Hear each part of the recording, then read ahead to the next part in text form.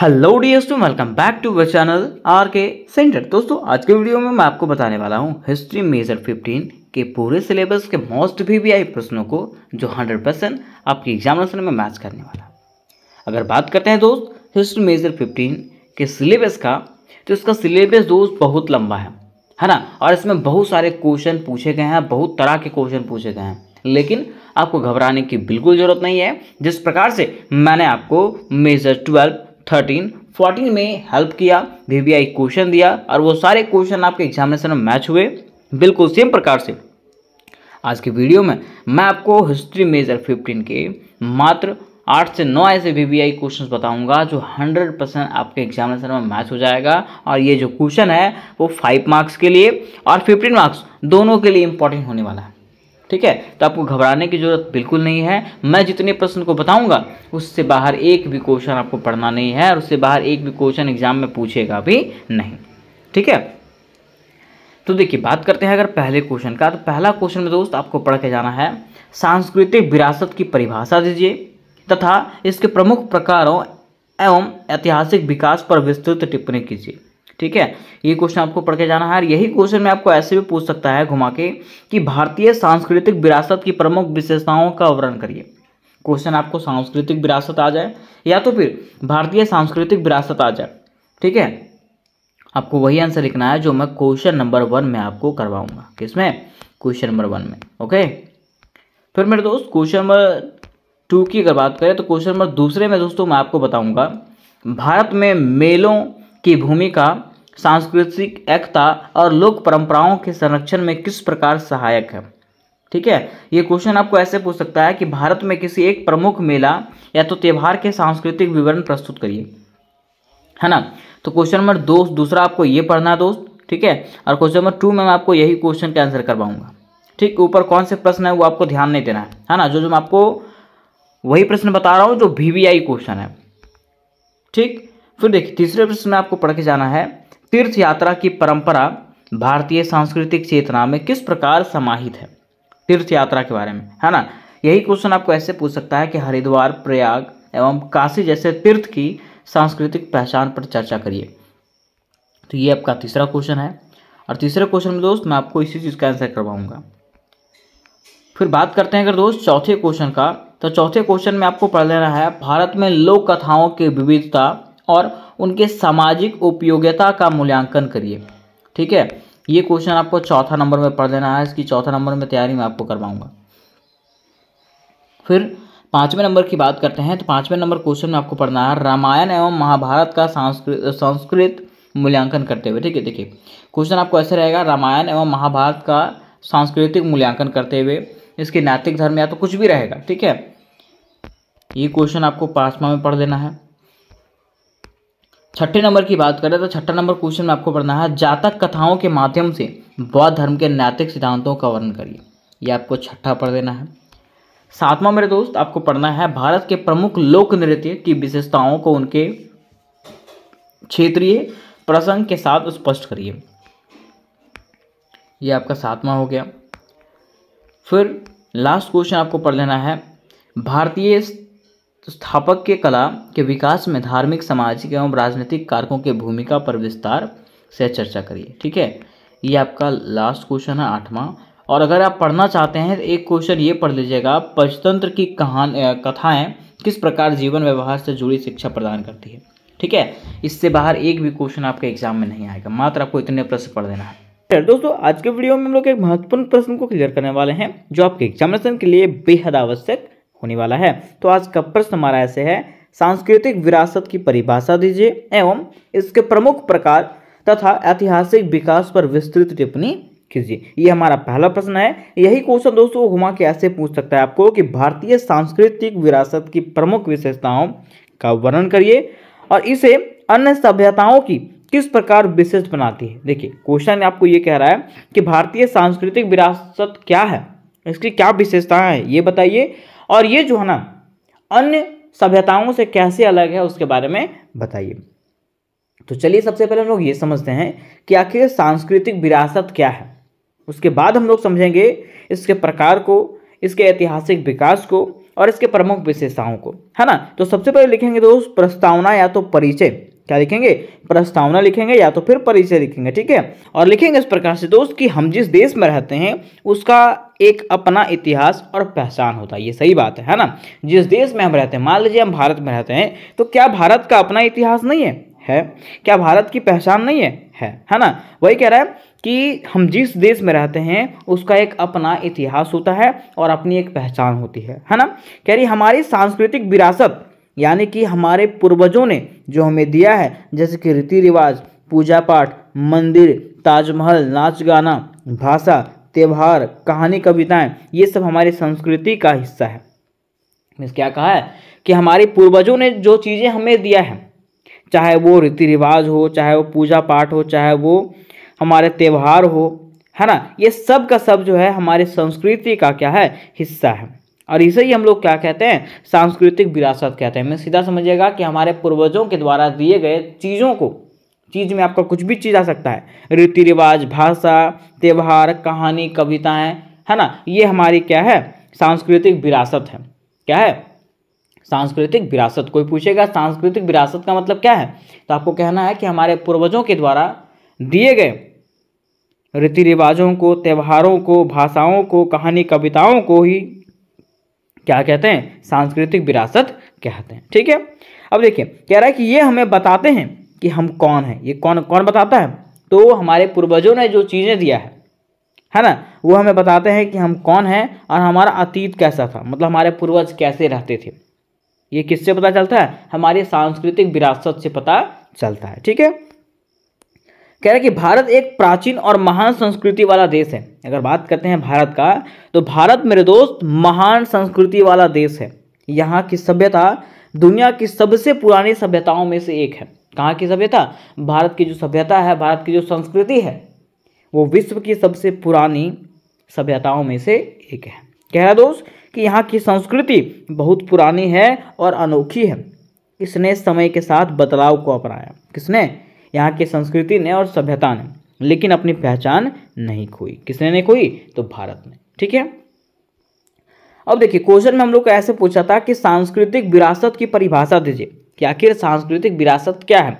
तो मैंने आपको बताया था कि हमारे पूर्वजों के द्वारा प्राप्त चीज़ों को हम लोग क्या कहते हैं? सांस्कृतिक विरासत कहते हैं। तो वही कहा कि सांस्कृतिक विरासत वह सब चीज़ें होती है जो हमें हमारे पूर्वजों से मिलती है, जैसे कि रीति रिवाज, पूजा पाठ, त्यौहार, नाच गाना, पहनावा, भाषा, कला और पुरानी इमारतें, और जिन्हें हम आज भी अपनाते हैं और आगे की पीढ़ियों को सिखाते हैं।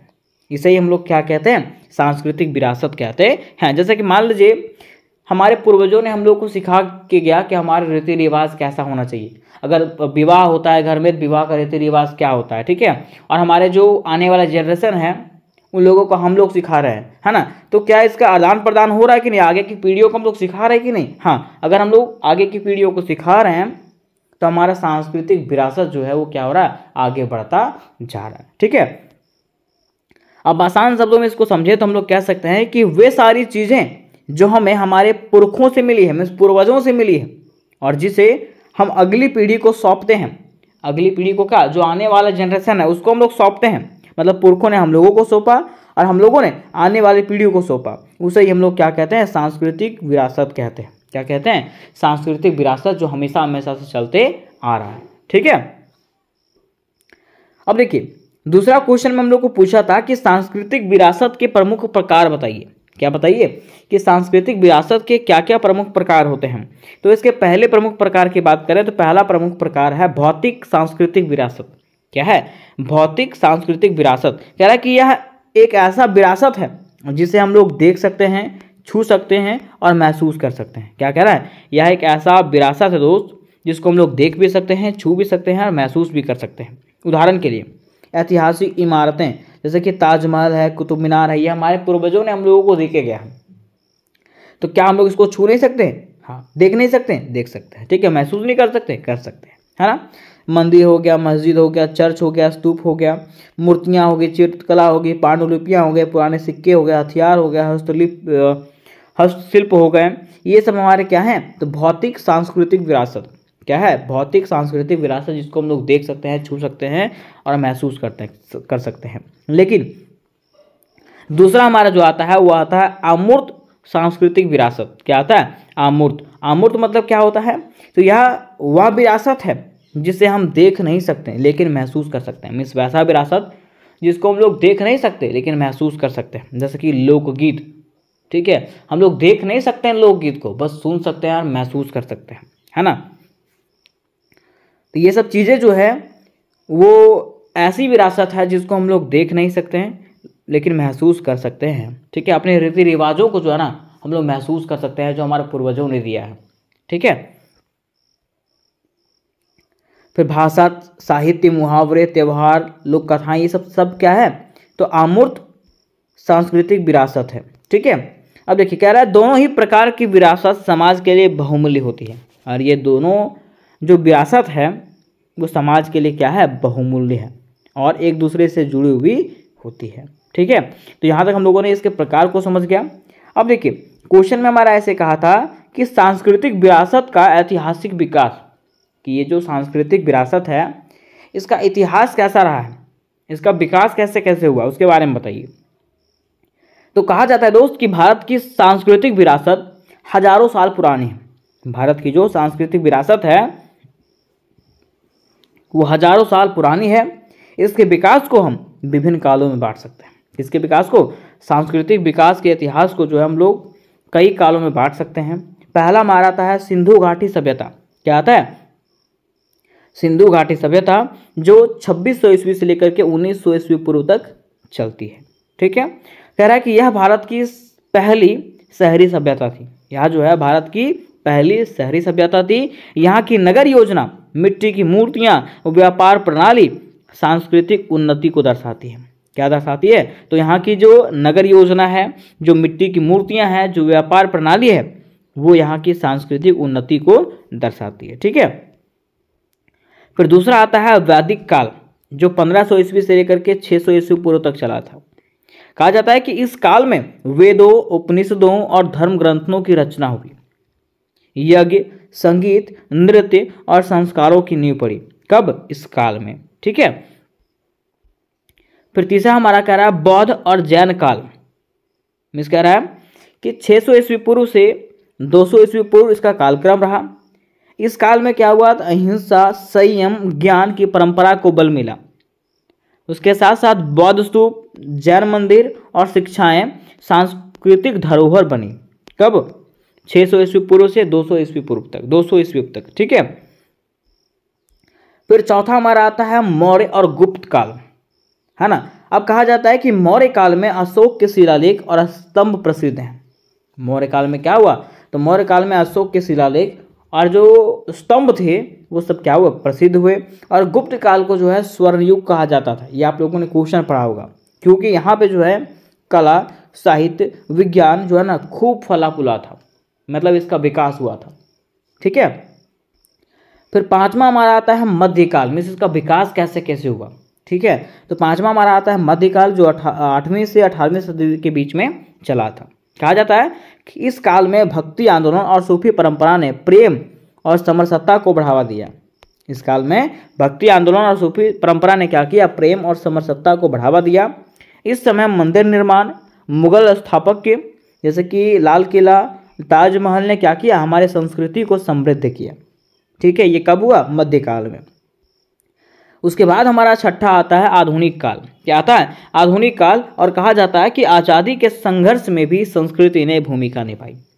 कब, तो आज़ादी के संघर्ष में भी संस्कृति ने क्या किया था, तो भूमिका निभाया था। जैसे कि चरखा और वंदे मातरम, ये सब शब्द जो हैं उसने क्या किया था, तो आधुनिक काल में हमारे संस्कृति में भूमिका निभाया था। ठीक है, जैसे कि महात्मा गांधी की जो चरखा है ये वस्त्र बांधने के काम आते थे। ठीक है, और उस समय जो ये वंदे मातरम शब्द आया ना, ये हमारी संस्कृति को भी दर्शाता है। तो यहाँ तक हम लोगों ने देखा दोस्त कि आखिर भारतीय समाज की जो सांस्कृतिक विरासत है इसका विकास कैसे कैसे हुआ। ठीक है, अब देखिए क्वेश्चन में हमारा ऐसे भी कहा था कि भारतीय सांस्कृतिक विरासत की प्रमुख विशेषताएं, कि ये बताइए कि भारतीय सांस्कृतिक विरासत जो है उसकी प्रमुख विशेषताएं क्या क्या है? तो कहा जाता है दोस्त कि भारत की सांस्कृतिक विरासत कई कारणों से खास है। इसकी प्रमुख विशेषताएं निम्नलिखित है। पहला, प्राचीन और जीवांत विरासत। पहला क्या है? प्राचीन और जीवांत। ठीक है, मीन्स कहा गया कि भारत की संस्कृति बहुत पुरानी है। भारत की जो संस्कृति है वो क्या है? बहुत ही पुरानी है, लेकिन आज भी क्या है? जीवांत है। जीवांत मतलब समझते हैं, आज भी ये चल रहा है। ठीक है, हालांकि ये लाखों करोड़ों साल पुराना है, लेकिन आज भी भारतीय समाज की जो संस्कृति है वो चलती आ रही है। ठीक है, जैसे कि रामायण, महाभारत आज भी पढ़े जाते हैं और मंदिरों में पूजा होती है। ठीक है, ये हमारी पुरानी सभ्यता है, पुरानी संस्कृति है, लेकिन आज भी इसको जाना जाता है, माना जाता है और पूजा किया जाता है। ठीक है, दूसरा इसका विशेषता है विविधता में एकता। मीन्स कह रहा है कि भारत में सैकड़ों भाषाएं हैं, कई प्रकार के लोग रहते हैं। ठीक है, लेकिन फिर भी यहाँ पे लोग एकजुट होके रहते हैं। ठीक है, वही कह रहा है, भारत में सैकड़ों भाषाएं, धर्म, पहनावे और खानपान है, फिर भी हम सब भारतीय हैं। यही हमारी सबसे बड़ी क्या है? ताकत है। तीसरा इसका विशेषता है दोस्त सहिष्णुता और समावेशिता। मीन्स कह रहा है कि भारत ने हमेशा सभी धर्मों और विचार का स्वागत किया। किसने? भारत ने। ठीक है, हिंदू, बौद्ध, जैन, सिख, ईसाई और मुस्लिम सभी भारत की संस्कृति का हिस्सा है। मीन्स कह सकते हैं भारत जो है बहुधर्मी देश है। मीन्स यहाँ पे बहुत सारे धर्म हैं। ठीक है, और सभी धर्म के लोग जो है ना एकजुट होकर के यहाँ पे रहते हैं। चौथा इसका विशेषता है दोस्त आध्यात्मिकता और दर्शन। कह रहा है कि भारत योग, ध्यान और आत्मा परमात्मा के ज्ञान के लिए जाना जाता है। उपनिषद, भगवत गीता और वेदांत आदि ने पूरी दुनिया को जो है क्या किया? प्रभावित किया है। तो ये इसकी चौथी विशेषता रही। फिर इसकी पांचवी विशेषता की बात करें तो पांचवी विशेषता है लोक परंपराएं और लोक कला। मीन्स कहा जाता है कि हर क्षेत्र की अपनी लोक कला, नृत्य, गीत, वेशभूषा और त्यौहार है। कहाँ की? तो हर क्षेत्र की अपनी लोक कला है। ठीक है, मतलब अपना लोक नृत्य है, लोकगीत है, वेशभूषा है, मतलब सब क्षेत्र का अलग अलग है ना। जैसे मान लीजिए झारखंड की बात करें, झारखंड में अलग अलग तरह के लोग रहते हैं, अलग अलग तरह के भाषा बोलते हैं, है ना। जैसे कि राजस्थान का घूमर नृत्य हो गया, पंजाब का भांगड़ा हो गया, बंगाल का दुर्गा पूजा हो गया, ये सब वहाँ की जो है ना फेमस चीज़ें हैं। ठीक है, फिर छठी इसकी विशेषता है पारिवारिक और सामाजिक मूल्य। कहा जाता है दोस्त कि भारत में परिवार, रिश्ते और बड़ों का सम्मान बहुत अहम माना जाता है। कहाँ पे? भारत में परिवार का, रिश्ते का, बड़ों का सम्मान करना जो है ना बहुत ही अहम, बहुमूल्य माना जाता है। ठीक है, महत्वपूर्ण माना जाता है। कह रहा दोस्त संयुक्त परिवार और संस्कार हमारी विरासत का हिस्सा है। क्या? तो संयुक्त परिवार जो है और संस्कार जो है ना वो क्या है? हमारी विरासत का हिस्सा है। ठीक है, तो यहाँ तक मेरे दोस्तों हम लोगों ने ये जो क्वेश्चन है इसको पूरा डिटेल तरीके से जान लिया, बिल्कुल आसान शब्दों में जाना। अब बारी आती है निष्कर्ष का। तो निष्कर्ष में लिखेंगे इस तरह से दोस्त कि भारतीय सांस्कृतिक विरासत हमारी पहचान, गौरव और आत्मा है। कौन? भारतीय संस्कृति। ठीक है, कह रहा है यह केवल अतीत की चीजें नहीं बल्कि वर्तमान की प्रेरणा और भविष्य का मार्गदर्शन भी है। मीन्स कह रहा है ना कि ये सिर्फ हम लोग को इतिहास की चीजें नहीं, मीन्स बीती हुई चीजें नहीं, बल्कि अभी की प्रेरणा और भविष्य के आने वाले मार्गदर्शन को दिखाती है कि भविष्य हमारा कैसा होना चाहिए। ठीक है, कह रहा है इसकी विशेषताएं विविधता में एकता, सहिष्णुता, आध्यात्मिकता और गहराई इसे विश्व की अन्य सभ्यताओं में से अलग और महान बनाती है। मीन्स कह रहा है ना कि इसकी जो विशेषताएं हैं दोस्त, कौन सी? विविधता में एकता, सहिष्णुता, आध्यात्मिकता, गहराई। ठीक है, ये क्या करती है? तो भारत को जो है अन्य सभ्यताओं से जो है अलग बनाती है और महान बनाती है। ठीक है, कह रहा है कि इसलिए हम सबका यह कर्तव्य है कि हम इस अमूल्य विरासत की रक्षा करें, उनका सम्मान करें और अगली पीढ़ियों तक उसे पहुंचाएं। कौन सी? तो भारत की सांस्कृतिक विरासत को। तो उम्मीद करो मेरे दोस्त कि ये प्रश्न जो है आपको कंप्लीटली समझ में आया होगा और बेहद ही आसान भाषा में समझ में आया होगा। ठीक है दोस्तों, आज के वीडियो में हम लोग एक महत्वपूर्ण प्रश्न को क्लियर करने वाले हैं जो आपके एग्जामिनेशन के लिए बेहद आवश्यक होने वाला है। तो आज का प्रश्न हमारा ऐसे है दोस्त कि भारत में मेलों की भूमिका सांस्कृतिक एकता और लोक परंपराओं के संरक्षण में किस प्रकार सहायक है। मीन्स क्वेश्चन यहाँ पे कह रहा है कि भारत में लगने वाले मेला की क्या भूमिका होती है, ये किस प्रकार से यहाँ के लोगों को एकता के सूत्र में बांधता है तथा ये कैसे हमारे परंपराओं को संरक्षण करता है, उसके बारे में बताइए। या तो अथवा में दोस्त आपको ऐसे पूछ सकता है कि भारत के किसी एक प्रमुख मेला या त्यौहार का सांस्कृतिक विवरण प्रस्तुत करें। इस भारत में लगने वाला एक प्रमुख मेला या तो एक बड़ा त्यौहार के बारे में हम लोगों को उदाहरण के रूप में बताना है। तो ये दोनों में से कोई भी क्वेश्चन आएगा, आपको सेम प्रकार से आंसर लिखना है ना। अब देखिए क्वेश्चन क्या कह रहा है, तो क्वेश्चन ये कह रहा है ना दोस्त कि आखिर भारत में जो मेला या तो त्यौहार होते हैं वो किस प्रकार से यहाँ के लोगों को एकता के सूत्र में बांधते हैं, चाहे वो अलग धर्म के हो, अलग जाति के हो, ठीक है, फिर भी वो जो है ना एकजुट होकर के रहते हैं। आखिर कैसे? तो जैसा कि दोस्त हम लोग जानते हैं भारत जो है विविधता में एकता वाला देश है, अर्थात यहाँ पे विभिन्न प्रकार के जाति, धर्म, भाषा, खान पान, पहनावा ओढ़ावा के लोग रहते हैं, लेकिन फिर भी वो जो है ना एकजुट होकर के रहते हैं। क्यों? क्योंकि हमारा भारत ये बहुधर्मी देश है, क्योंकि यहाँ पे बहुत सारे धर्म के लोग निवास करते हैं, चाहे वो हिंदू धर्म का ही मेला क्यों ना हो, लेकिन मेला तो मेला होता है भाई, ठीक है। मेला में सभी लोग जाते हैं, चाहे वो कोई धर्म के लोग क्यों ना हो, है ना। और जब सभी धर्म के लोग यहाँ पे मेला देखने के लिए आते हैं ना, तो उनके बीच में क्या होता है, जुड़ाव बनता है, और यही जुड़ाव जो है उनके बीच में एकता का कारण बनता है। तो चलिए मेरे दोस्त एक एक करके इन प्रश्नों को हम लोग डील करने का प्रयास करते हैं, ठीक है। देखिए सबसे पहले लिखेंगे परिचय, और परिचय में लिखेंगे इस प्रकार से कि भारत एक विविधताओं में एकता वाला देश है। जैसा कि बात करें भारत का, तो मैंने आपको बताया था कि भारत जो है ना विविधताओं वाला देश है, मीन्स अलग अलग धर्म, जाति, भाषा, खान पान, रहन सहन का ये देश है ना। वही कह रहा है जहाँ अलग अलग भाषा, धर्म, जाति, पहनावा, खान पान के लोग निवास करते हैं, लेकिन इन सभी को जोड़ने वाला सबसे मजबूत धागा जो है ना वो कौन है, हमारी सांस्कृतिक एकता, ठीक है। आगे लिखेंगे दोस्त, इस एकता को बनाए रखने में मेलों और त्योहारों की बड़ी भूमिका है। ये जो एकता है उसको बनाए रखने में सबसे बड़ी भूमिका जो निभाता है वो कौन निभाता है, मेला और त्यौहार, ठीक है। कहा जाता है दोस्त कि ये ना केवल आनंद और उत्सव का माध्यम होते हैं, बल्कि हमारी लोक परंपराओं, रीति रिवाजों, कलाओं और सामाजिक जीवन के संरक्षण में भी मदद करते हैं। किसके बारे में कह रहा है, मेला और त्यौहार के बारे में, ठीक है। सिर्फ इससे हम लोग को आनंद और उत्सव हम लोग नहीं मनाते हैं, बल्कि ये जो है ना हमारी परंपरा को दर्शाता है, ठीक है, हमारे रीति रिवाजों को दिखाता है, हमारी कलाओं को, हमारी सामाजिक जीवन, और ये हमारी संस्कृति को बचाने का कार्य करता है। कौन? मेला और त्यौहार, ठीक है।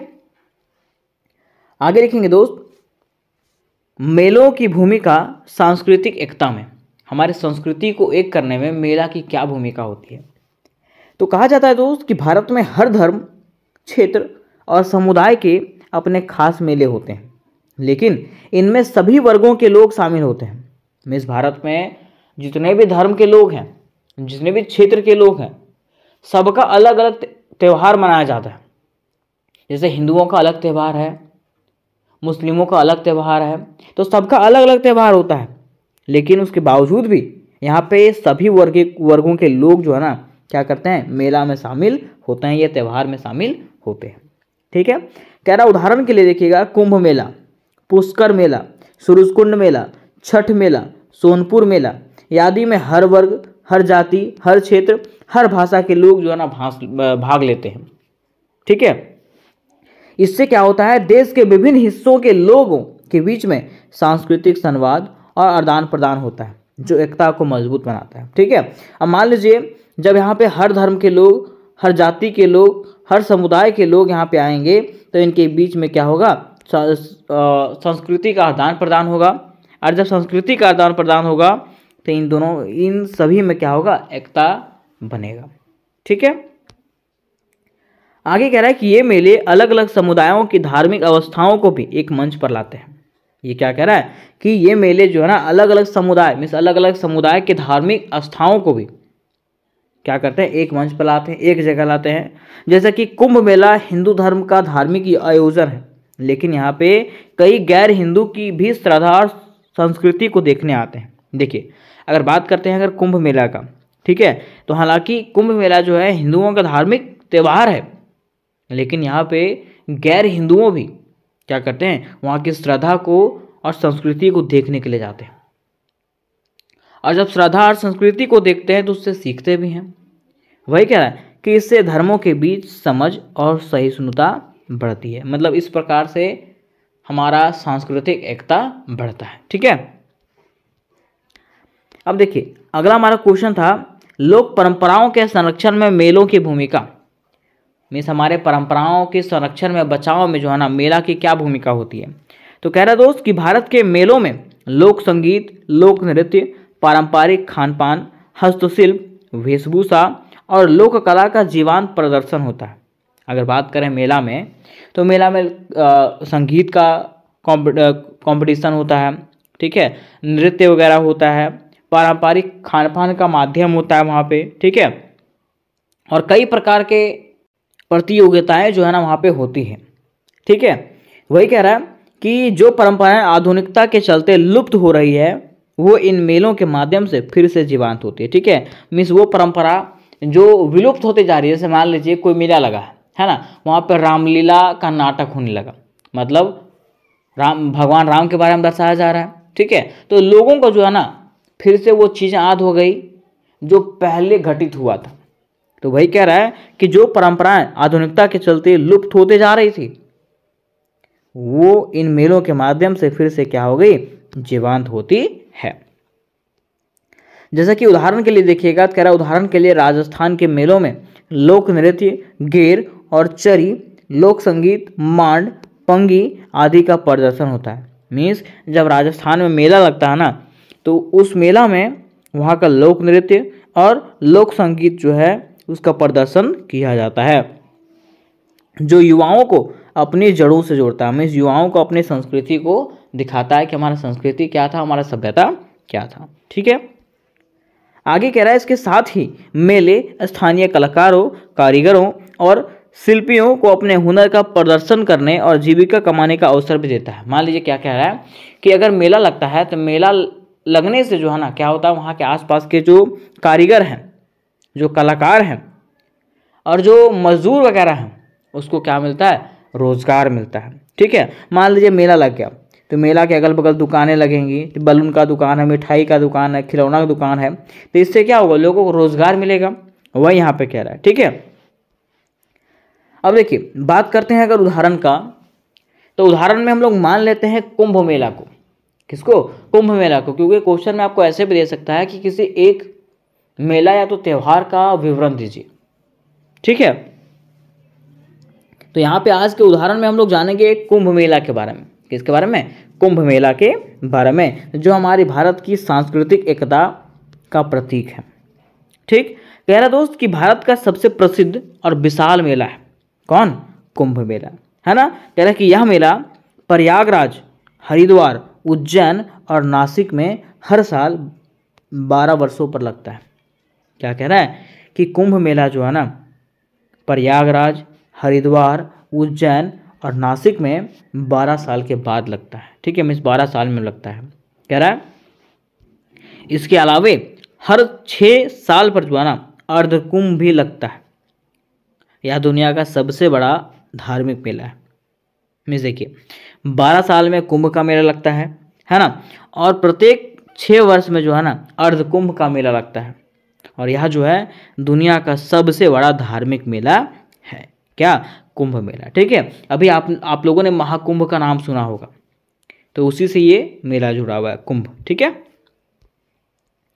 अब देखिए कह रहा है कि पौराणिक महत्व, कि आखिर इसके पीछे क्या महत्व छिपा हुआ है, क्या इतिहास छिपा हुआ है। तो कहा जाता है कि जब देवताओं और असुरों ने समुद्र मंथन किया तब अमृत कलश को लेकर देवताओं और असुरों में 12 दिन तक युद्ध हुआ। क्या हुआ कि जब देवताओं और असुरों ने समुद्र का मंथन किया, खोज किया, ठीक है, या तो कह सकते हैं पूरे समुद्र में घूम करके जो जो विशेष वस्तुएं हैं उसको खोजना, है ना। तो क्या हुआ कि जब देवताओं और असुरों ने क्या किया, समुद्र में खोज किया, तो वहाँ पे क्या मिला, उनको अमृत से भरा हुआ कलश मिला। ठीक है। तो वही कह रहा है कि तब अमृत कलश को लेकर के देवताओं और असुरों में जो है ना क्या हुआ, 12 दिन तक युद्ध हुआ था। ठीक है, और ये जो है ये 12 दिन जो है धरती के 12 वर्ष के बराबर माने गए, है ना। उस समय क्या हुआ कि लड़ाई होने के समय अमृत की कुछ बूंदें जो है ना 4 स्थानों प्रयागराज, हरिद्वार, उज्जैन और नासिक पर गिर गई। इसीलिए इन स्थानों पर हर 12 साल में जो है ना कुंभ मेला आयोजित होता है। ठीक है, वो जो कलश था अमृत कलश, उसका नाम क्या था, कुंभ, है ना। इसलिए ये जो 4 स्थान है प्रयागराज, हरिद्वार, उज्जैन और नासिक, यहाँ पे हर 12 वर्ष में क्या लगता है, कुंभ का मेला लगता है। ठीक है, अब देखिए कह रहा है कि सांस्कृतिक और धार्मिक विशेषता, ये जो कुंभ का मेला लगता है उसका सांस्कृतिक और धार्मिक विशेषता क्या है, तो कहा जाता है कि कुंभ मेला केवल एक धार्मिक आयोजन नहीं बल्कि सांस्कृतिक और आध्यात्मिक महोत्सव भी है। यहाँ लाखों करोड़ों लोग एक साथ एकत्र होते हैं और गंगा स्नान करते हैं। यह आस्था, भक्ति और विश्वास का पर्व होता है। मीन्स कह रहा है ना कि यह जो मेला है वो हमारी आस्था, भक्ति और विश्वास का एक पर्व है। ठीक है, कह रहा दोस्त यहाँ पर साधु संत, नागा बाबा, अखाड़े, धार्मिक संस्थाएं अपनी परंपराओं के साथ भाग लेते हैं। ठीक है, फिर कह रहा है कि यहाँ पे गंगा आरती, भजन कीर्तन, कथा प्रवचन, योग शिविर और सांस्कृतिक कार्यक्रम आयोजित होते हैं। कहाँ पे, कुंभ मेला में। ठीक, कह रहा है कि देश भर में हस्तशिल्प, व्यंजन, लोक नृत्य और लोकगीत का भी प्रदर्शन होता है। मीन्स यहाँ पे जो है ना क्या होता है, लोक नृत्यों, लोकगीतों, हस्तशिल्पों या तो जो भी चीज़ें हैं सबका प्रदर्शन यहाँ पे होता है। अब देखिए अगला पॉइंट बनाएंगे हम लोग, सांस्कृतिक एकता का संगम। यहाँ पे जो है ना कुंभ के मेला में संस्कृति का संगम होता है। मीन्स अलग अलग संस्कृति के लोगों का क्या होता है, संगम होता है। कैसे, कह रहा दोस्त कि कुंभ मेला भारत की धार्मिक और सांस्कृतिक विविधता का जीवंत रूप है। यहाँ हर राज्य, हर धर्म और हर समाज के लोग मिलते हैं। कोई बंगाली में भजन गाता है, कोई गुजराती में गरबा करता है, कोई पंजाबी में ढोल बजाता है। ठीक है, लेकिन सभी एक ही मंच पर होते हैं, एक ही जगह में है ना। मीन्स सभी लोग सांस्कृतिक एकता से जुड़े हुए हैं। खैर दोस्त, यह मेला दिखाता है कि भारत में कितनी विविधताएं हैं, लेकिन इन सबको सांस्कृतिक एकता की डोरी में बांधने का कार्य कुंभ मेला करता है।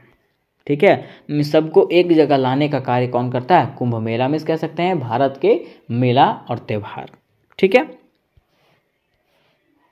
अब बारी आती है मेरे दोस्त निष्कर्ष का। तो निष्कर्ष में कहेंगे कि इस प्रकार भारत के मेले और त्यौहार सिर्फ आनंद का माध्यम नहीं है बल्कि ये हमारी सांस्कृतिक आत्मा के रक्षक हैं। मीन्स हमारे संस्कृति को ये बचाते हैं, है ना। कह रहा ये हमें हमारी जड़ों से जोड़ते हैं, लोक परंपराओं को जीवित रखते हैं और सामाजिक भाईचारों को बढ़ाते हैं। मीन्स कह रहा ना कि ये हमारी परंपराओं को जीवित रखते हैं, उसके साथ साथ देश के सारे लोग जो है ना भाईचारे के साथ रहते हैं। ठीक है, अब देखिए आगे कह रहा है कि कुंभ मेला इसका सबसे सुंदर उदाहरण है। ठीक है, इसका जो है ना सबसे सुंदर उदाहरण कौन सा है, कुंभ का मेला, जहाँ भारत की विविधता एकता में बदल जाती है। जहाँ पे भारत में जो विविध प्रकार के भाषा, धर्म, जाति के लोग रहते हैं ना, वो यहाँ पे आकर के एकता में बदल जाते हैं, है ना। यह हमें सिखाता है कि चाहे भाषा, धर्म, जाति या राज्य कुछ भी हो, हम सब एक भारत के नागरिक हैं और हमारी संस्कृति ही हमारी असली पहचान है। तो उम्मीद करते हैं मेरे दोस्त कि ये प्रश्न आपको समझ में आया होगा। हेलो मेरे दोस्तों, वेलकम। दोस्तों आज के वीडियो में मैं आपको एक नहीं 3 क्वेश्चनों को क्लियर करवाने वाला हूं जो 100% आपके एग्जामिनेशन में पूछा जाएगा। तो आज का प्रश्न हमारा इस प्रकार से है दोस्त कि तीर्थ यात्रा की परंपरा भारतीय सांस्कृतिक चेतना में किस प्रकार समाहित है। मिस कह रहा ना कि तीर्थ यात्रा की जो परंपरा है वो भारतीय संस्कृति में किस प्रकार से दिखाई देती है, उसके बारे में बताइए। यही प्रश्न आपको ऐसे पूछ सकता है दोस्त कि हरिद्वार, प्रयाग एवं काशी जैसे तीर्थ यात्रा या तो तीर्थों की सांस्कृतिक पहचान क्या है, उसके बारे में बताइए, है ना। तो दोनों में से कोई भी क्वेश्चन पूछा जाएगा, आपको वही आंसर बताना है जो मैं आपको क्वेश्चन नंबर पहला में कराऊंगा। ठीक है, तो ये आपका पहला क्वेश्चन नंबर हो गया। फिर दूसरे क्वेश्चन में मैं आपको बताऊंगा भारत में लोक कथाओं की विविधता और उसकी सामाजिक उपयोगिता का मूल्यांकन करिए। ठीक है, फिर क्वेश्चन 3 में दोस्तों मैं आपको बताऊंगा रामायण एवं महाभारत का सांस्कृतिक मूल्यांकन करते हुए बताइए कि इनमें किस प्रकार के नैतिक और धर्म की शिक्षा दिया गया। ठीक है, ये 3 प्रश्नों को मैं आपको बताने वाला हूँ। तो चलिए मेरे दोस्त, एक एक करके इन तीनों प्रश्नों को हम लोग बेहतर तरीके से डील करने का प्रयास करते हैं और इतने आसान भाषा में समझेंगे कि आप खुद भी पढ़ के इसको समझ सकते हो। ठीक है, तो देखिए बात करते हैं अगर पहले क्वेश्चन का। तो पहला क्वेश्चन क्या कह रहा है दोस्त कि तीर्थ यात्रा की परंपरा भारतीय सांस्कृतिक चेतना में किस प्रकार से समाहित है, या तो किस प्रकार से दिखाई देती है, या तो हरिद्वार, प्रयागराज एवं काशी जैसे तीर्थ यात्रा की सांस्कृतिक पहचान के बारे में बताइए। तो अगर बात करते हैं दोस्त तीर्थ यात्रा का, तो तीर्थ यात्रा का मतलब क्या होता है, सबसे पहले हम लोग को ये समझना पड़ेगा, है ना। तो चलिए सबसे पहले लिखेंगे परिचय। क्या लिखेंगे? परिचय।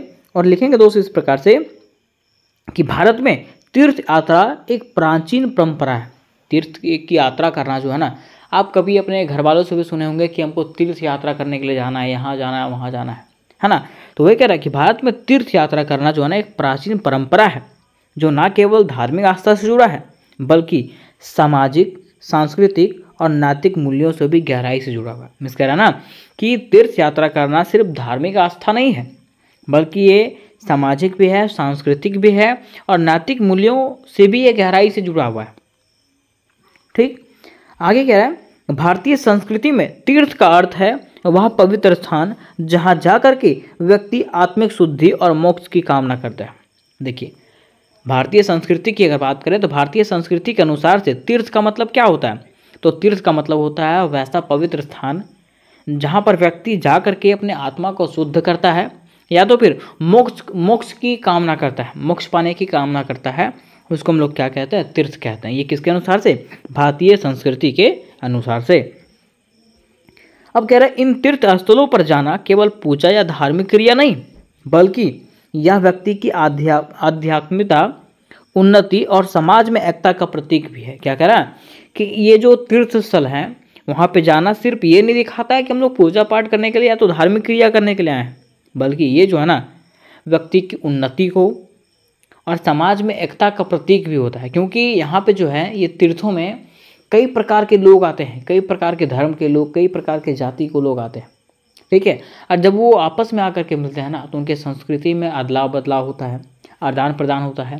ठीक है, और इस प्रकार से लोग क्या होते हैं, आपस में जुड़ते हैं। ठीक, अब देखिए कह रहा है कि तीर्थ यात्रा और सांस्कृतिक चेतना, तीर्थ यात्रा में सांस्कृतिक चेतना किस प्रकार से समाहित था, है ना।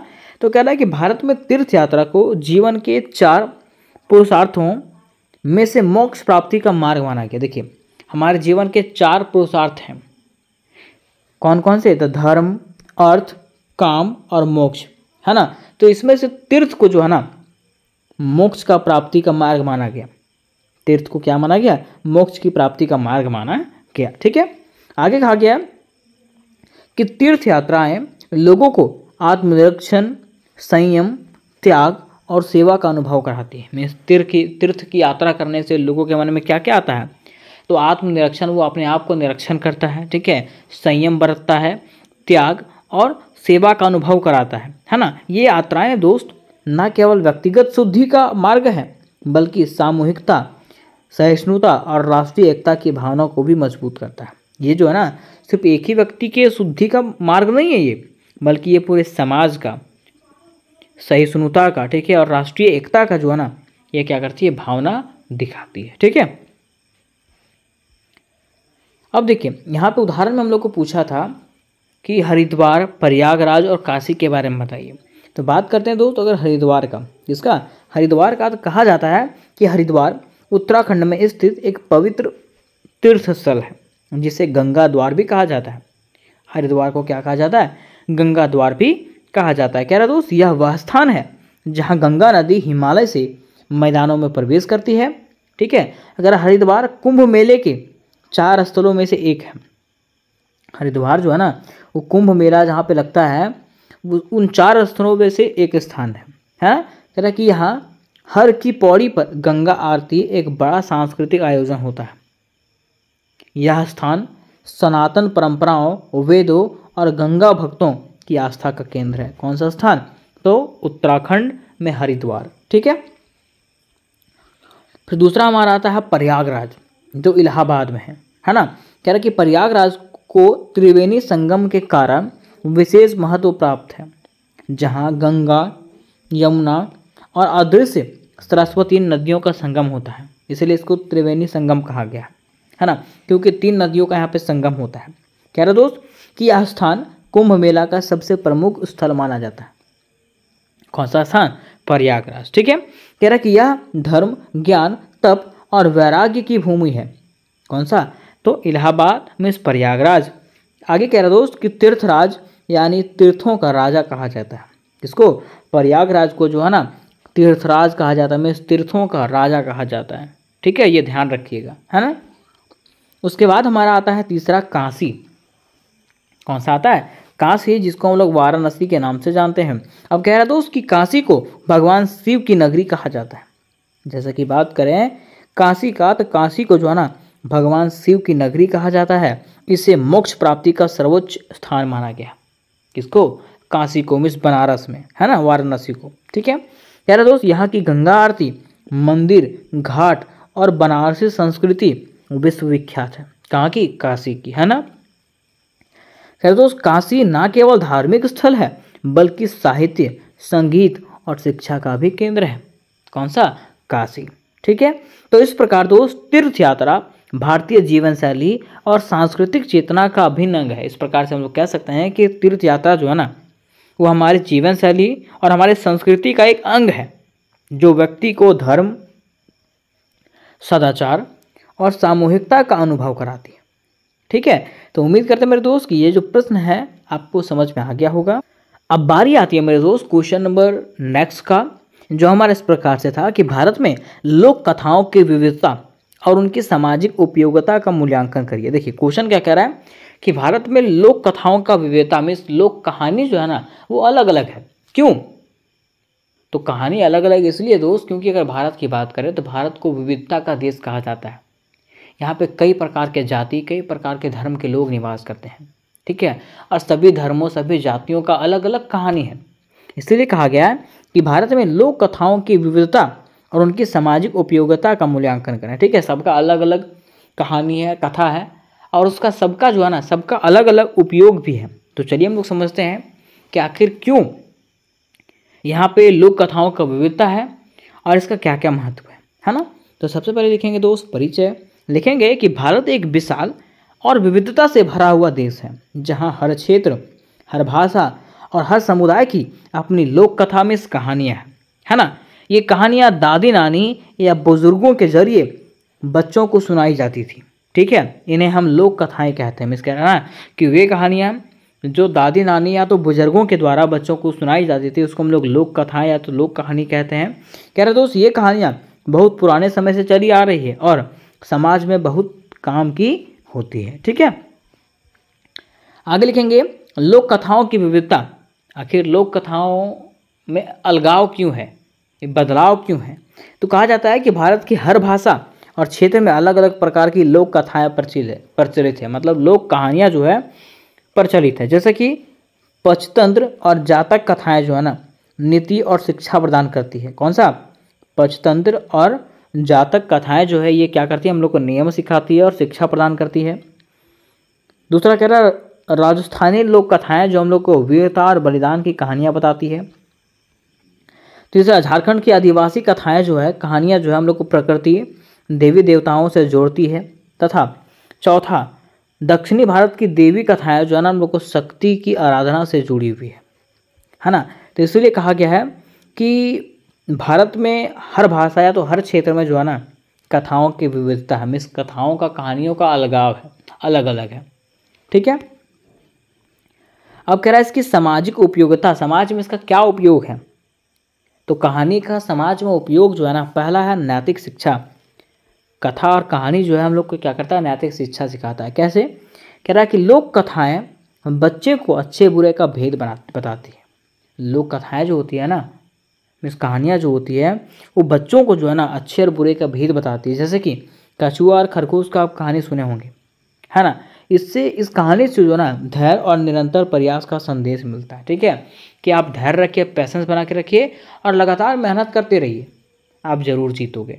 ठीक है, दूसरा कह रहा है संस्कृति और परंपरा का संरक्षण। इससे क्या होता है, हमारे संस्कृति और परंपरा का संरक्षण होता है। कैसे? कह रहा है दोस्त ये कहानियाँ समाज की परंपराओं, रीति रिवाजों और लोकाचार को जीवित रखती है। ये क्या करती है, ये जो कहानियाँ ना समाज की परंपरा और रीति रिवाज को जो है ना बताती है, ठीक है, इसको जीवित रखती है। तीसरा कह रहा है एकता और सामूहिकता।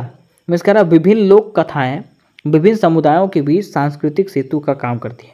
मीन्स अलग अलग कहानियाँ जो है ना अलग समुदायों के बीच में क्या करती है, सांस्कृतिक ब्रिज का काम करती है, ये जोड़ती है एक दूसरे को, ठीक है। आगे कह रहा है दोस्त, ये जो कहानियाँ होती हैं इसमें से नारी शक्ति का भी चित्रण होता है। कैसे, कह रहा है कि अनेक लोक कथाएँ स्त्रियों की शक्ति, बुद्धिमत्ता और संघर्ष को उजागर करती है। मीन्स कई प्रकार की कहानियाँ होती है और ये कई प्रकार की कहानियाँ जो है ना क्या करती है, स्त्रियों की शक्ति और बुद्धिमानी को जो है ना दिखाती है, ठीक है। उसके साथ साथ उसके संघर्ष को भी उजागर करती है। फिर पांचवा हमारा आता है दोस्त प्रेरणा और संघर्ष की गाथा। कहा जाता है कि कई लोक कथाएं में कई सारी कहानियाँ जो है ना समाज के नायकों और आम जनों के संघर्ष और योगदान को उजागर करती है। जैसे कि वीर झलकारी बाई, राजा हरिश्चंद्र आदि की लोक कथाएं, ठीक है। मेरे समाज में ऐसे कई सारे लोग होते हैं जो हमारे लिए बेहतर करने का प्रयास करते हैं, ठीक है। उनका संघर्ष जो है हमारे लिए बेहतर होता है, तो इन कहानियों के माध्यम से उनके जीवन के बारे में बताया जाता है। फिर छठा हमारा आता है दोस्त भाषा और अभिव्यक्ति का विकास। कैसे, तो कह रहा है कि लोक कथाएं स्थानीय भाषा को संरक्षित करने में मदद करती है। लोक कथाएं क्या करती है, मेरी जो कहानियाँ होती है वो स्थानीय भाषा, मीन्स वहाँ का जो स्थानीय भाषा है उसको संरक्षित करता है, क्योंकि वही भाषा में जो है लोगों को कहानियाँ सुनाया जाता है, ठीक है। और जब वही भाषा में कहानियाँ सुनाया जाता है तो वो भाषा जो है हमेशा हमेशा के लिए चलता रहता है, ठीक है। इस प्रकार से हम लोग कह सकते हैं दोस्त कि लोक कथाएँ भारत की सांस्कृतिक आत्मा की वाहक है, जो समाज में नैतिकता, सहिष्णुता और सांस्कृतिक चेतना को बनाए रखने में सहायक। मीन्स ये जो है ना हमारे समाज में नैतिक, सहिष्णुता और सांस्कृतिक चेतना को बनाए रखता है, ठीक है। हमें सांस्कृतिक व्यवस्था को बनाए रखता है, ठीक है। अब मेरे दोस्त हमारा अगला क्वेश्चन था रामायण एवं महाभारत की संस्कृति का मूल्यांकन करते हुए बताइए कि इनमें किस प्रकार के नैतिक और धर्म की शिक्षा दिया गया। तो चलिए हम लोग रामायण और महाभारत की संस्कृति के बारे में जानते हैं पहले, है ना। तो सबसे पहले लिखेंगे परिचय, और परिचय में लिखेंगे तो इस प्रकार से कि रामायण और महाभारत भारतीय संस्कृति के दो सबसे प्रमुख महाकाव्य हैं, जो न केवल धार्मिक ग्रंथ हैं बल्कि जीवन के हर क्षेत्र में नैतिक और सामाजिक मार्गदर्शन प्रदान करते हैं। मिस कह रहा ना कि रामायण और महाभारत ये सिर्फ महाकाव्य नहीं है, ये सिर्फ धार्मिक ग्रंथ नहीं है, बल्कि जीवन के हर क्षेत्र में हम लोग को नैतिकता में हर चीज़ बेहतर क्या होगा वो चीज़ सिखाता है और समाज में मार्गदर्शक का एक काम करता है, ठीक है।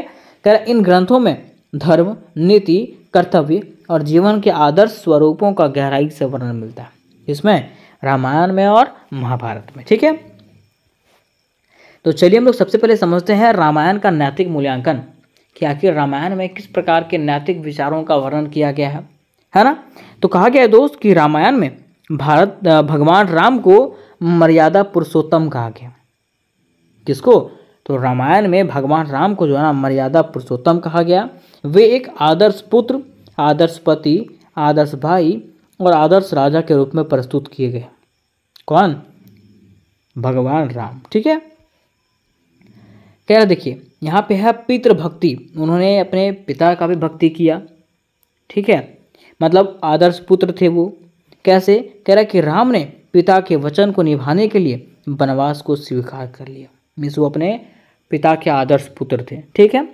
फिर देखिए उन्होंने आदर्श पति का भी सम्मान किया। कैसे, कह रहा दोस्त कि उन्होंने माता सीता की रक्षा और सम्मान के लिए रावण से भी युद्ध किया, मीन्स वह एक आदर्श पति भी बने, ठीक है। आगे कह रहा है धर्म पालन, उन्होंने अपने धर्म का भी पालन किया। कह रहा है राम ने अपने जीवन में सदैव सत्य, न्याय और धर्म का पालन किया, चाहे परिस्थिति कोई भी हो, ठीक है। और रामायण हमें यह सीख मिलती है, रामायण से हमें ये सीख मिलती है कि कठिन समय में भी धर्म और मर्यादा का पालन करना चाहिए। मीन्स कह सकते हैं दोस्त कि रामायण की ये जो कहानी है वो हम लोग को बताती है कि चाहे परिस्थिति कैसे भी हो, है ना, हम लोग को वो परिस्थिति में भी धर्म और मर्यादा का पालन करना चाहिए। फिर देखिए उसके बाद हमारा क्वेश्चन में कहा था कि महाभारत का नैतिक मूल्यांकन करिए। आखिर महाभारत हम लोग को क्या सिखाता? तो कह रहा है कि महाभारत एक जटिल महाकाव्य है जिसमें धर्म और अधर्म के बीच संघर्ष प्रमुख है। इसमें जो है ना, धर्म और अधर्म के बीच में संघर्ष हुआ है। कह रहा है इसका सबसे प्रसिद्ध भाग भगवत गीता है। इसका सबसे फेमस पार्ट जो है ना, वो कौन सा? भगवत गीता है, जो अर्जुन और श्री कृष्ण के संवाद पर आधारित है। और भगवत गीता जो है वो किस पे आधारित है? तो अर्जुन और श्री कृष्ण के बीच में जो बातें हुई थी, जो भगवान कृष्ण अर्जुन को जो बातें बता रहे थे, जो सिखा रहे थे, उसमें वो आधारित है, वो चीज़ बताया गया। ठीक है, अब देखिए सबसे पहले उसमें क्या बताया गया है? कर्तव्य बोध। मीन्स देखिए, कह रहा है गीता में श्री कृष्ण ने अर्जुन को बताया कि अपने धर्म मीन्स कर्तव्य को निभाना ही जीवन का उद्देश्य है। ये किसने बताया था? श्री कृष्ण ने बताया था, कहा था कि अपने धर्म को निभाना ही जीवन का उद्देश्य होता है। ठीक है, दूसरा नैतिक संकट मीन्स अर्जुन का युद्ध से पीछे हटना और श्री कृष्ण का उसे धर्म युद्ध के लिए प्रेरित करना जीवन में नैतिक दुविधाओं का समाधान बताता है। ठीक है, तीसरा कह रहा है सत्य की विजय मीन्स महाभारत यह सिखाता है कि अधर्म चाहे कि जितने भी शक्तिशाली क्यों ना हो, अंततः धर्म की ही विजय होती है। ये किसने कहा था? तो भगवान कृष्ण ने किस में कहा था? तो भगवत गीता में कहा था। ठीक है, अब देखिए कह रहा है नैतिक और धार्मिक शिक्षा, इसमें से किस चीज़ के बारे में हम लोग को शिक्षा मिलती है? तो कह रहा है इन दोनों साहित्य में अगर बात करें तो सत्य, दया, क्षमा, कर्तव्य, त्याग और न्याय जैसे गुणों को सर्वोच्च माना गया। किसमें? तो महाभारत और रामायण में, है ना। कहा जाता है कि साथ ही साथ समाज, परिवार और राष्ट्र के प्रति कर्तव्यों को निभाने की शिक्षा मिलती है। किसमें मिलती है? तो रामायण और महाभारत में। कह रहे दोस्त इन दोनों ग्रंथों में यह बताया गया है कि धर्म का मार्ग कठिन जरूर होता है, लेकिन अंतिम रूप से यह जो है ना हम लोग को विजय दिलाता है। ठीक है, तो इस प्रकार से दोस्त हम लोग कह सकते हैं कि रामायण और महाभारत न केवल एक धार्मिक ग्रंथ है, बल्कि जीवन जीने की कला और नैतिक जीवन का पथ प्रदर्शन भी है। ठीक है, हम लोगों को किस प्रकार से बेहतर जीवन जीना चाहिए, ये हम लोग को रास्ता दिखाता है। तो उम्मीद करता हूं मेरे दोस्त ये तीनों प्रश्न आपको समझ में आ गया होगा। दिख रहा है आज की वीडियो में हम लोग एक नहीं 4 प्रश्नों को क्लियर करने वाले हैं, जो आपके एग्जामिनेशन के लिए बेहद आवश्यक होने वाला है। मीन्स कह सकते हैं कि ये जो प्रश्न है वो श्योर आपके एग्जामिनेशन में पूछा जाएगा। तो चलिए सबसे पहले हम लोग ये जानते हैं कि आखिर ये प्रश्न कौन कौन से हैं, है ना। तो देखिए पहला प्रश्न आपका है जातक कथाओं के माध्यम से बौद्ध धर्म के नैतिक सिद्धांतों का वर्णन करें। प्रश्न क्या कह रहा है? जातक के कथाओं के माध्यम से बौद्ध धर्म के नैतिक सिद्धांत क्या क्या है उसके बारे में बताइए। दूसरा प्रश्न आपका है भारत के प्रमुख लोक नृत्य की विशेषताओं को उनके क्षेत्रीय प्रसंग के साथ स्पष्ट करिए। ये क्वेश्चन को हम लोग डिटेल से तब जानेंगे जब हम लोग इसको पढ़ेंगे। ठीक है, अभी मैं आपको बस क्वेश्चन बता रहा हूँ, है ना। देखिए तीसरा क्वेश्चन कह रहा है कि भारतीय स्थापत्य की कला के विकास में धार्मिक, सामाजिक एवं राजनीतिक कारकों की भूमिका पर विस्तार से चर्चा करिए। ठीक है, ये तीसरा क्वेश्चन है। और लास्ट हमारा चौथा जो क्वेश्चन है वो इस प्रकार से है कि पंचतंत्र की कथाएं किस प्रकार जीवन व्यवहार से जुड़ी शिक्षा प्रदान करती है, इसके बारे में बताइए। तो ये चारों वीडियोस को आज के क्लासेस में बेहतर तरीके से बड़े ही आसान शब्दों में समझेंगे। ठीक है, तो चलिए सबसे पहले स्टार्ट करते हैं हम लोग इसके पहले क्वेश्चन को, जो हमारा इस प्रकार से है जातक कथाओं के माध्यम से बौद्ध धर्म के नैतिक सिद्धांतों का वर्णन करिए, है ना। अब आखिर जातक कथाओं का मतलब क्या है? तो जातक कथाओं की बात करें तो कहा जाता है कि जातक कथाएं का मतलब है बौद्ध साहित्य का महत्वपूर्ण हिस्सा, है ना। तो लिखेंगे परिचय और लिखेंगे इस प्रकार से कि जातक कथाएं जो है ना बौद्ध साहित्य मीन्स बौद्ध धर्म का जो है क्या है, एक महत्वपूर्ण हिस्सा है। ये कथाएं मीन्स कहानियां भगवान बुद्ध की पूर्व जन्मों मतलब पहले के जन्मों की कहानियां हैं, जिसमें से वे कभी राजा बनकर के जन्म लेते हैं, कभी जानवर बन के, तो कभी साधारण मनुष्य के रूप में जन्म लेते हैं। किसके बारे में कहा जा रहा है? भगवान बुद्ध के बारे में। ठीक है, क्या है कि और धर्म, करुणा, अहिंसा, दान और सत्य जैसे नैतिक गुणों का पालन करते हैं, है ना। मीन्स उनका जन्म जो है वो कई कई रूपों में होता है, और ये सभी रूपों में जो है ना वे धर्म के बारे में सिखाते हैं, करुणा के बारे में सिखाते हैं, अहिंसा के बारे में, दान और सत्य के बारे में सिखाते हैं। ठीक है, आगे कह रहा है इन कहानियों का उद्देश्य बौद्ध धर्म के नैतिक सिद्धांतों का सरल और रोचक तरीके से लोगों तक पहुंचाना है। देखिए ये जो कहानियां हैं उसका उद्देश्य क्या है? तो उसका उद्देश्य यही है ना कि बौद्ध धर्म के जो भी सिद्धांत हैं उसको क्या करना, बिल्कुल आसान तरीके से और इंटरेस्टिंग तरीके से जो है ना लोगों तक पहुंचाना, है ना। कह रहे कि जातक कथाएं मीन्स कहानियां यह दिखाती है कि कैसे हर परिस्थिति में नैतिकता और अच्छाई का पालन करना चाहिए। ये हमें बताती है चाहे परिस्थिति कोई भी क्यों ना हो, हर परिस्थिति में जो है हम लोग को नैतिकता, ठीक है, और अच्छाई का पालन करना चाहिए, है ना। कौन बताता है, तो जातक की कहानियां।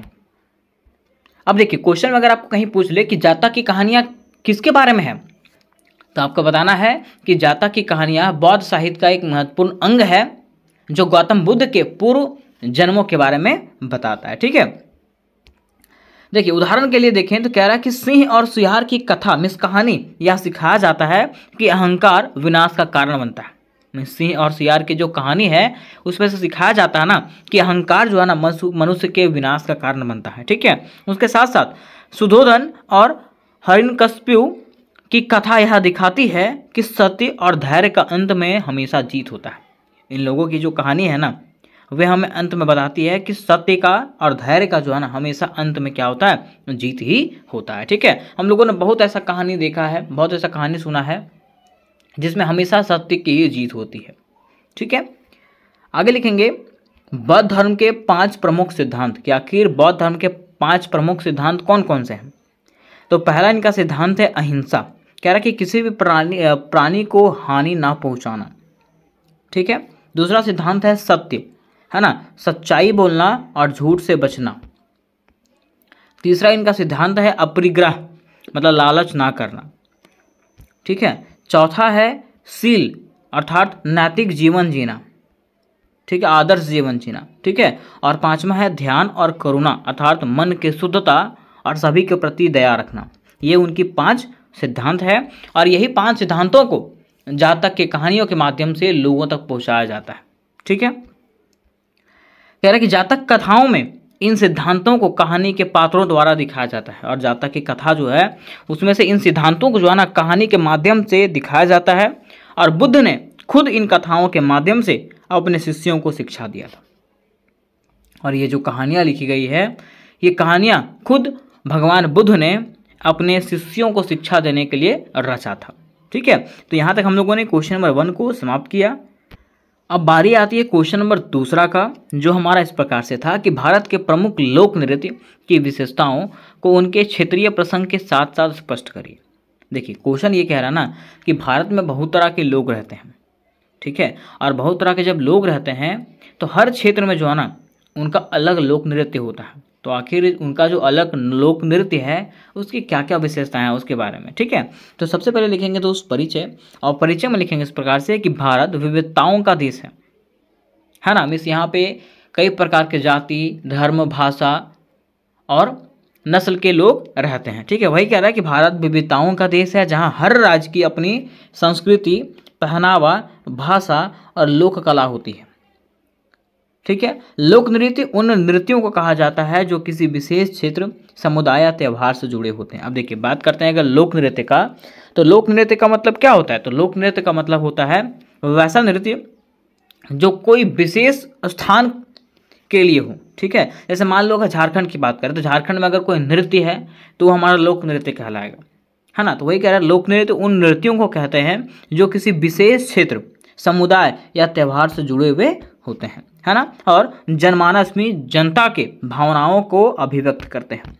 इसको हम लोग क्या कहते हैं, तो लोक नृत्य कहते हैं। अब कह रहा है कि भारत के प्रमुख लोक नृत्य की कुछ विशेषताएं इस प्रकार से हैं। भारत के जो प्रमुख लोक नृत्य है उसकी विशेषताएं इस प्रकार से बताया गया है।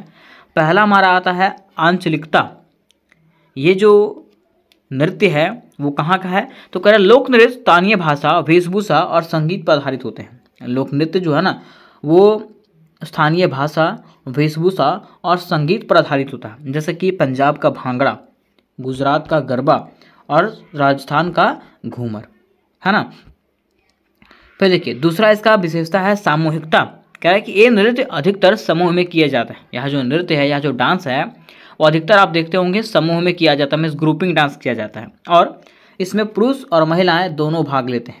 यह सामूहिक एकता का प्रतीक है। ये क्या करता है, सामूहिक एकता को बनाए रखता है, ठीक है। दूसरा इसका विशेषता।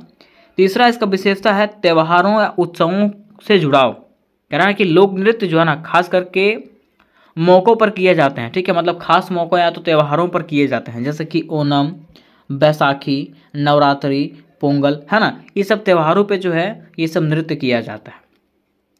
चौथा इसका विशेषता है सरलता और लोकधुन।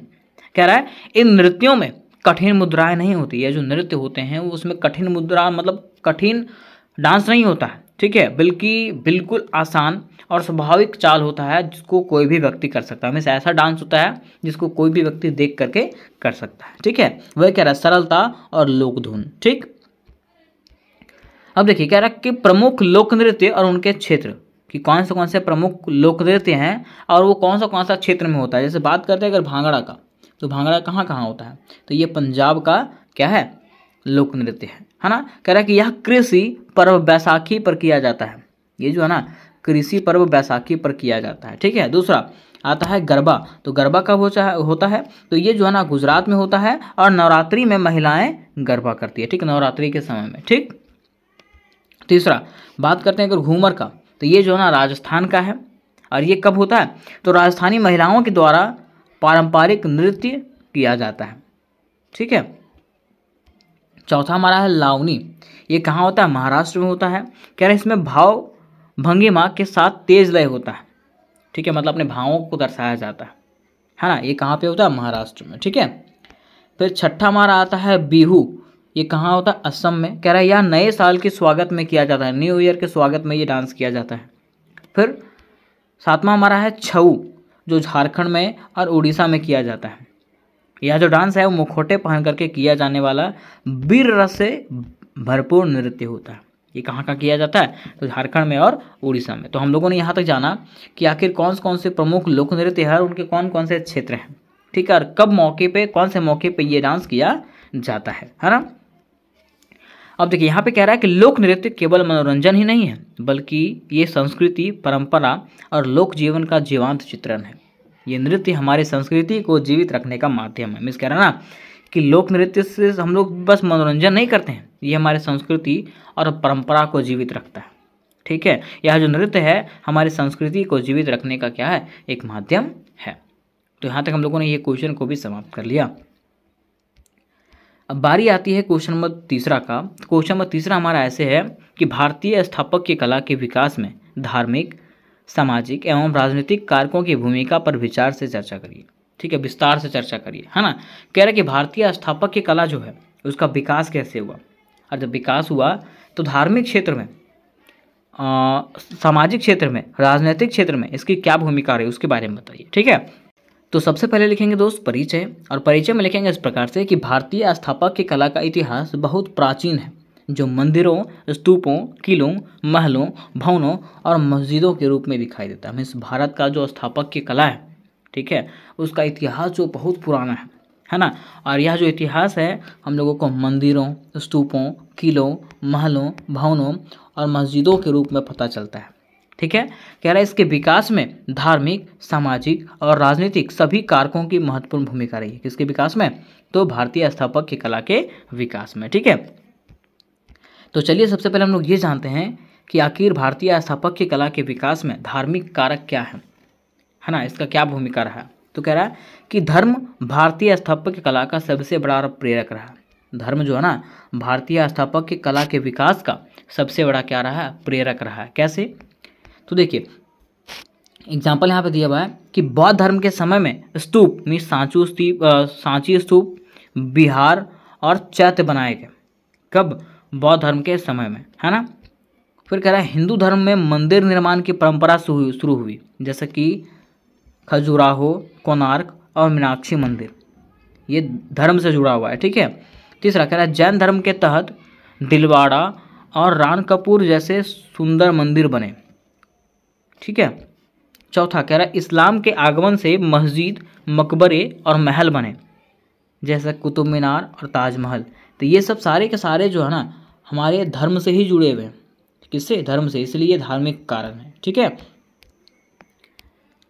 फिर दूसरा हमारा आता है सामाजिक कारण। अब सामाजिक कारण क्या है, तो कह रहा है कि समाज की आवश्यकताओं और जीवन शैली ने भी स्थापत्य को प्रभावित किया, और राजा महाराजा ने अपनी वैभव को दिखाने के लिए सुंदर महल, सभा भवन, उद्यान बनवाए, ठीक है, और आम जनता के लिए बावड़ी, सराय और तालाब जैसी चीज़ों को बनाया गया। तो ये जो है उसके सामाजिक कारक थे। तीसरा आता है राजनीतिक कारण। राजनीतिक कारण क्या है? तो कह रहा है कि राजाओं और साम्राज्य के बदलते सत्ता केंद्रों ने स्थापत्य की कला को एक नया रूप दिया। मीन्स राजा और साम्राज्य के बदलते सत्ता ने क्या किया? स्थापत्य की कला को एक नया रूप दिया। कह रहा है कि मौर्य और गुप्त काल में शिल्प कला का विकास हुआ। कब? मौर्य और गुप्त काल में शिल्प कला का विकास हुआ। फिर कह रहा है मुगल काल में फारसी शैली का प्रभाव दिखा। तीसरा राजपूत काल में किले और महलों का निर्माण हुआ, जैसे कि चित्तौड़गढ़ और आमेर किला, है ना। फिर कह रहा है इसी प्रकार भारतीय स्थापत्य कला धार्मिक आस्था, सामाजिक जीवन और राजनीतिक शक्ति की अभिव्यक्ति रही है। यह भारत की सांस्कृतिक समृद्धि और कलात्मक का प्रतीक है। ठीक है, देखिए कह रहा है कि जिस प्रकार से हम लोगों ने देखा इसके धार्मिक कारक के बारे में, सामाजिक कारक के बारे में और राजनीतिक कारक के बारे में, हम लोग कह सकते हैं कि यह जो कारक है वो भारतीय स्थापत्य कला के विकास में योगदान निभाया था। ठीक है, अब देखिए चौथा हमारा जो क्वेश्चन था वो ये था कि पंचतंत्र की कथाएं किस प्रकार जीवन व्यवहार से जुड़ी शिक्षा प्रदान करती है। मीन्स पंचतंत्र की जो कहानी है, आप लोगों ने सुना होगा पंचतंत्र की कहानियाँ, ठीक है, बहुत सारा कहानी है ना। बंदर की कहानी, कछुए और खरगोश की कहानी सुने होंगे, ठीक है। तो ये सारे के सारे पंचतंत्र की कहानियाँ। तो कह रहा है कि यह जो है वो जीवन व्यवहार से कैसे जुड़ा हुआ है, ये हम लोग को कौन सी शिक्षा प्रदान करती है उसके बारे में बताइए। तो आप लोगों ने देखा होगा कि जब हम लोग कछुए और खरगोश की कहानी सुनते हैं ना, तो उसमें बताया जाता है कि हालांकि आपका प्रयास जो है ना वो कम रहे, लेकिन आप धीरे धीरे करते रहें और अपने अंदर धैर्य बना करके रखें। उसमें क्या होता है कि खरगोश जो है एक लाइन दिया जाता है, यहाँ से यहाँ तक जो है दौड़ना होता है, ठीक है, यहाँ पहुँचना होता है सबको, ठीक। यहाँ पे खरगोश रहता है, यहाँ पे कछुआ रहता है। अब खरगोश जो है दौड़ के, ये तो तेज़ दौड़ता है, ये तो पहुँच सकता है, लेकिन ये दौड़ के यहाँ पहुँचता है। उसके बाद ये कहता है कि मैं तो ऐसे दौड़ के पहुँच जाऊँगा, इसको तो पहुँचने में बहुत देर लगेगा, क्योंकि ये धीरे धीरे जाता है। कछुआ धीरे धीरे जाएगा ना, हाँ। अब क्या होता है कि अब यहाँ पे ये खरगोश सो जाता है, खरगोश सो जाता है, तो कछुआ जो धीरे धीरे चलते चलते वो लाइन पे पहुँचने वाला होता है, तब तक ये जागता है, और जब तक ये कूदता है तब तक ये पहुँच जाता है। मतलब कछुए की जीत हो जाती है। तो वही कह रहा है कि हालांकि आपकी जो चाल है वो धीरे रहे, ठीक है, लेकिन निरंतर प्रयास करते करते आप उस सीमा तक जरूर पहुँच जाइएगा। ठीक है, तो वही कह रहा है कि पंचतंत्र एक प्रसिद्ध संस्कृत कथा संग्रह है, इस कहानी का संग्रह है, जिसे आचार्य विष्णु शर्मा ने बच्चों के नीति और जीवन की समझ सिखाने के लिए लिखा था। इसमें जानवरों के माध्यम से छोटी छोटी कहानियाँ सुनाई गई है, जिससे जीवन का व्यवहारिक ज्ञान मिलता है, जिससे जीवन का, हम लोग को जीवन कैसे जीना है, जीवन में कौन कौन सी चीज़ें हम लोग को सीखना चाहिए, वो सब ज्ञान हम लोगों को मिलता है। ठीक है, कह कि पंचतंत्र की कथाओं की विशेषताएं और शिक्षाएं निम्नलिखित है। पहला कह रहा नीति और समझदारी की सीख, इससे हम लोग नियम सीखते हैं और समझदारी सीखते हैं। कैसे? कह रहा कि ये कहानियाँ सिखाती है कि मुश्किल समय में सोच समझ करके निर्णय लेना चाहिए। जैसे कि आप लोगों ने कहानी सुना होगा बंदर और मगरमच्छ का, उसमें से बंदर चालाकी से जो है अपना जान बचा लेता है। ठीक है, अब ये कहानी सुनाने का समय है नहीं, अगर मैं कहानी सुनाते जाऊँगा तो बहुत समय हो जाएगा। ठीक है, दूसरा आपका है मित्रता और विश्वास। कह रहा सच्चे मित्र की पहचान और विश्वास की अहमियत सिखाई जाती है, किसमें? इन कहानियों में। ठीक है, जैसे कि सिंह और सियार की कहानी में, सिंह और सियार की कहानी में विश्वासघात का परिणाम दिखाया गया था कि आखिर विश्वासघात जब किया जाता है तो उसका क्या परिणाम निकलता है। ठीक, तीसरा इसमें से हम लोग को लालच से बचाव के बारे में सिखाया जाता है। कह रहा है कि कई कहानियाँ बताती है कि लालच करना गलत होता है, इससे हानि होती है। ठीक है, फिर चौथा इसका विशेषता है चतुराई और बुद्धिमानी का महत्व। इसमें से हम लोग चतुराई, चालाकी के बारे में और बुद्धिमानी के बारे में सिखाया जाता है। कह रहा संकट के समय चतुराई कैसे काम आती है, यह पंचतंत्र की एक खास शिक्षा है ना, कि अगर कोई संकट में आप फंसे हैं तो उस समय आपकी बुद्धिमानी कैसे काम आ सकती है, ये पंचतंत्र की कहानियों में सिखाया गया है। ठीक है, फिर पांचवा इसका विशेषता है सरल भाषा और रोचक शैली। कह रहा कहानियाँ बहुत ही आसान भाषा में है और पात्रों में अधिकतर जानवर होते हैं, जिससे समझना आसान होता है। क्या होता है, ये जो कहानियाँ है ना बिल्कुल आसान भाषा में लिखा गया है, और जो उसके कैरेक्टर्स हैं, ठीक है, वो सारे के सारे अधिकतर जानवर ही होते हैं, जिसको समझना बेहद आसान होता है। ठीक है, फिर छठा इसका विशेषता है हर कहानी में नैतिक शिक्षा। कह रहा है कि सभी कहानियों के अंत में एक छोटी सी सीख दिया जाता है, जैसे कि समय पर समझदारी दिखाओ, झूठ और धोखा ना दो, है ना। इस प्रकार की सीख जो है अंत में दिया जाता है। ठीक है, कि आप आखिर ये कहानी से आपको क्या सीख मिला। ठीक, तो इस प्रकार से कह सकते हैं दोस्त कि पंचतंत्र की कथाएं केवल मनोरंजन नहीं है, बल्कि ये जीवन की सच्चाई और व्यवहारिक ज्ञान से भरी होती है। ये कहानियाँ बच्चों और बड़ों दोनों को नैतिकता, चतुराई, मित्रता और सतर्कता की शिक्षा देती है। किसको? बच्चों को भी और बड़ों को भी। ठीक है, सिखाती है कि कैसे हम लोग को अपना जीवन जीना चाहिए, कैसे चालाकी से जीना चाहिए, कैसे दोस्ती बनाकर रखना चाहिए और कैसे सतर्क भी रहना चाहिए। तो उम्मीद करता हूं मेरे दोस्त कि ये क्वेश्चन आपको समझ में आ गया होगा। इससे जुड़ी कोई समस्या होगी तो मुझे कमेंट करके पूछिएगा। मिलता है नेक्स्ट वीडियो में, तब तक के लिए जय हिंद, जय भारत।